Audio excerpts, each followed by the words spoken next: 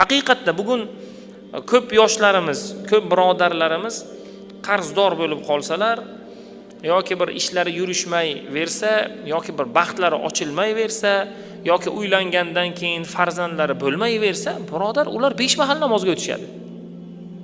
5 mahalga o'tdim deydi. Subhanalloh. Alloh taoloning o'zi yaxshilik bersin. Bir jumaga ularni ko'rardik, 5 mahal namoz o'qishmasdi.